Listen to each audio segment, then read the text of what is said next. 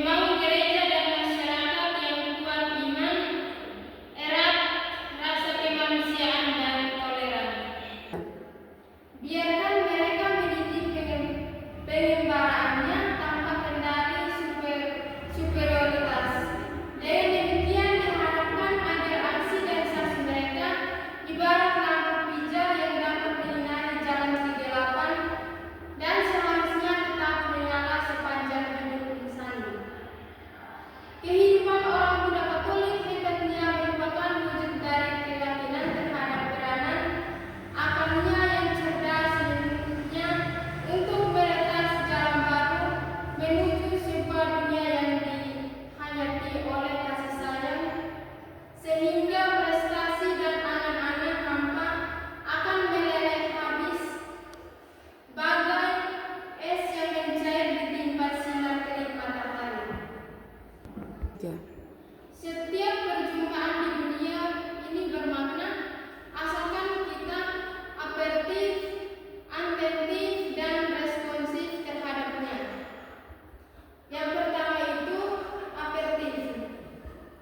Dalam upaya meningkatkan kualitas rasa memiliki terhadap orang muda Katolik, sangat diharapkan membina atau mendamping memiliki sikap terbuka, bukan-bukanan yang asli, tidak imitatif, yang bisa ditampilkan melalui yang pertama, menunjukkan performance yang wajar, hati yang tulus, katakan sejujurnya, tidak berpura-pura atau munafik atau hipokrit. Yang kedua itu membangun suasana kebersamaan yang didukung oleh motivasi sekaligus dijadikan daya dorong yang ampuh untuk memilih diri, mengabdikan diri secara total. Memimpin bukan mengatur mereka menuju pembentukan kepribadian yang integral. Yang kedua, atentif. Siapapun dia, pasti ingin mendapat perhatian yang memadai, tidak abu-abu. Apalagi kelompok usia orang muda itu, mereka sangat membutuhkan perhatian yang spontan dan bukan dibuat-buat. Yang pertama, perhatian yang nyata, selalu ada atau hadir bersama mereka, merasa solider, senasib, sepenanggungan tanpa menciptakan jarak atasan bawahan, apalagi bermental superioritas. Yang kedua, kesediaan hati untuk memperhatikan yang lemah, sakit, minder, yang sulit berkomunikasi terhadap yang mempunyai persoalan atau masalah pribadi. Dan yang ketiga, responsif. Bagaimana memberi tanggapan atau penilaian terhadap keberadaan atau kehadiran pribadi, perilaku, tutur kata mereka sebagai subjek bina yang sedang berada dalam masa pertumbuhan atau perkembangan menuju kematangan pribadi.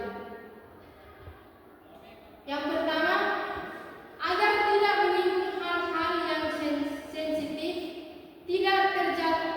tidak terlalu jauh mencampuri urusan-urusan pribadi, mereka mengatur yang cenderung menimbulkan permusuhan, rasa benci, dan tidak simpati. Yang kedua, kritik membangun. Untuk membesarkan hati mereka, perlu mendapat porsi yang pas, tidak berlebihan, jangan sampai timbul kesan bahwa cuma lip service. Mengingat bahwa kegiatan pendampingan atau pembinaan tersebut subjek binaannya adalah kelompok orang muda Katolik, maka perlu juga diperhatikan satu dua hal yang berkaitan dengan perkenalan identitas dan maknanya. Yang pertama, maknanya. Ada apanya? Yang pertama, sederhana, yang kedua langsung, dan yang ketiga jelas.